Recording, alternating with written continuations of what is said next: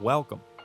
If you've already caught Mewtwo in Pokémon FireRed and LeafGreen, you might think the hardest legendary hunt is over. It's not though, because somewhere out in Kanto, one of the 3 legendary beasts is roaming the region right now, and catching it can be one of the most frustrating experiences in all of Pokémon. Not only does it flee almost immediately, but FireRed and LeafGreen also contain a bug that can permanently delete your roaming legendary from the save file. Today I'm going to show you the fastest, safest, and most efficient way to catch Raikou, Entei, and Suicune in FireRed and LeafGreen while avoiding the infamous roar bug. Let's get into it. So, which legendary beast do you get? First, not everyone gets the same legendary. The game determines which roaming beast appears based on the starter you choose. If you pick Bulbasaur, you'll get Entei. If you pick Charmander, you'll get Suicune. And if you pick Squirtle, you'll get Raikou. You only get one per save file, and it's always level 50. It roams around mainland Kanto, and it'll never appear in cities, caves, or the Sevi Islands. Now here's some requirements. Before you start searching, you need to make sure you've actually unlocked the roamer.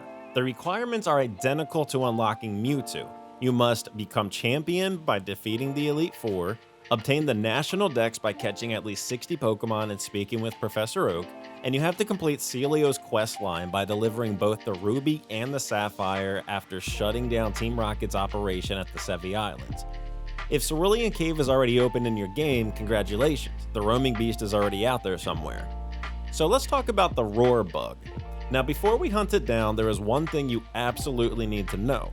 FireRed and LeafGreen contain a famous glitch. If Raikou or Entei uses Roar and successfully ends the battle, that Pokemon disappears permanently from your save file. Gone. No respawn, no second chance. The only way back is the soft reset before saving. This means every single encounter with Raikou or Entei carries some risk. Suicune players, however, don't have to worry about this because Suicune doesn't have the move Roar. There are 2 ways to protect yourself. The first is simply saving before every encounter once you've tracked the beast's location. The second is using a Pokemon with the Soundproof ability such as Electrode or Mr. Mime. Soundproof completely blocks Roar, making the glitch impossible to trigger. You can also use Taunt, but in Generation 3 it only lasts 2 turns, so it's more of a backup option than a long-term solution. So let's start Phase 1. We need to find it at least once. Our first goal is not to catch it, we just want to encounter it one time so it becomes registered in the Pokédex.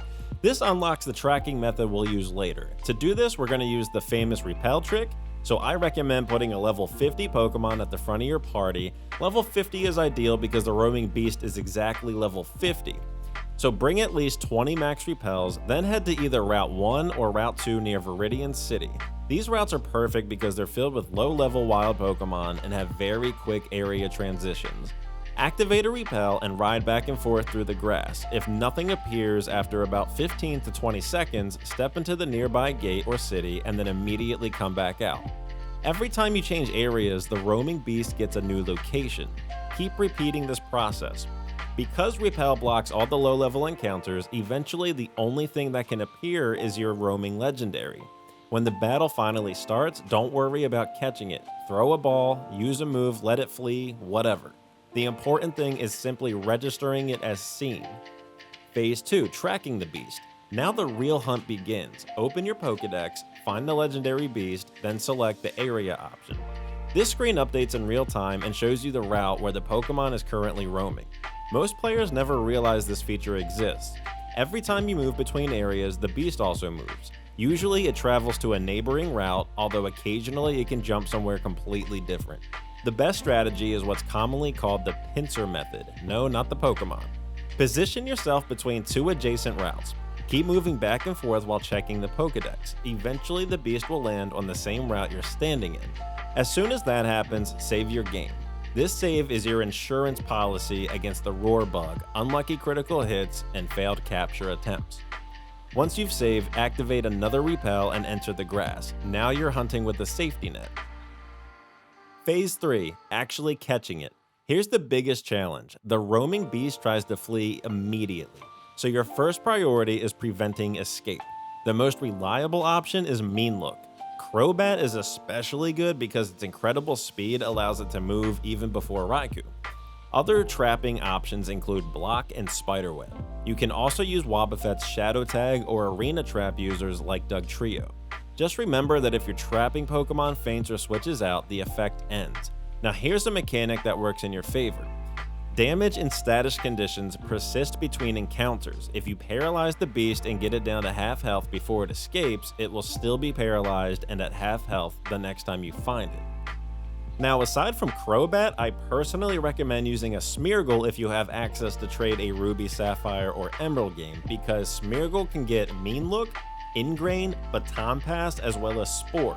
Now, what you would do in this situation is use Mean Look at the start of the battle, use the move Ingrain next, and get this, in this game, a crazy mechanic that a lot of people just don't know is that the move Ingrain prevents Roar from forcing your Pokemon out. So you start with Mean Look and prevent them from fleeing, then Ingrain to prevent you from getting forced out, then you can Baton Pass to another user after using Spore to put it to sleep if you choose to do so. If you do decide to Baton Pass, make sure it is to a Pokemon such as Wobbuffet or Dugtrio, since these Pokemon have abilities that prevent the Pokemon from fleeing with Shadow Tag and Arena Trap. So once you finally find the legendary beast that you're after, use your Crobat, use Mean Look, and then start attacking it, don't kill it obviously, and start throwing some Pokeballs. I personally recommend Ultra Balls, but Timer Balls are really nice if the battle drags on as well. And remember, the roaming beasts have the same catch rate as Mewtwo, so 30 or 40 balls isn't unusual if it still hasn't been captured by then. A lot of people also save their Master Ball for these roamers specifically. And here's a weird piece of Pokemon history. Generation 3 roaming beasts suffer from a programming error often called the IV bug. Because of how the game stores roaming Pokemon data, most of their IVs end up being extremely low regardless of luck. In other words, your legendary beast is basically flawed from birth. It's not something you did wrong. It's simply how FireRed and LeafGreen were programmed. Every legitimate Gen 3 collector ends up with the same imperfect legendary. And honestly, I think that gives these Pokemon a little more character. One more thing, if you're hunting Suicune, it can appear on water as well as in grass, so don't forget that surfing routes are also valid hunting locations. And remember, none of the roaming beasts will ever enter the Sevi Islands. If you're searching there, you're wasting your time.